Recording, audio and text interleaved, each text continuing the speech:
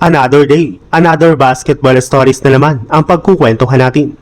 At ngayon nga ay pag-uusapan natin ang balitang bagsak na naman nga po sa play-in tournament ang Miami Heat at ang balitang panalo ng Los Angeles Lakers laban sa Golden State Warriors.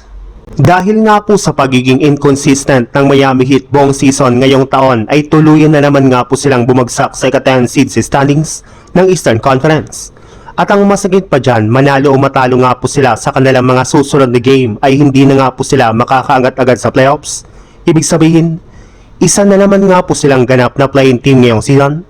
Since ito na nga pang pang-apat na taon na nakasali sila dito simula nang maimbento ito ng NBA. Hindi na rin naman nga po nila kaya pang makahabol sa ika-6th seed dahil sa patuloy nilang pagkatalo. Since wala rin naman nga pong pinagbago ang Miami makalipas ang ilang taon. Pero hindi rin naman nga po ibig sabihin niya na wala silang pag-asa ngayon.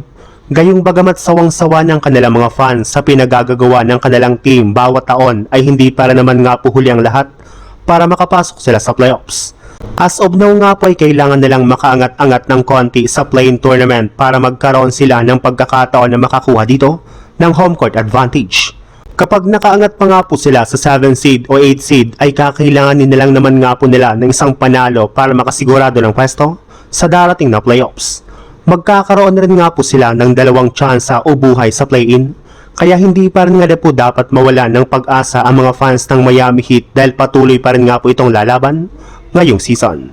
Sa ibang balita naman, naputol na nga po sa wakas ng Lakers ang kanilang losing streak matapos nga po nilang maipanalo ang kanilang game ngayong araw laban sa Golden State Warriors sa score na 119-103. Kahit man nga po hindi na naman dito naglaro sina Austin Reeves at Luka Doncic sa kanilang lineup, ay nag-step up pa rin naman nga po dito ang mga natitira nilang players kagaya na lang nila DeAndre Ayton na nagtala ng 21 points, Jake LaRavia na gumawa ng 16 points at si Luke Kennard na kumuha naman ng 14 points dito.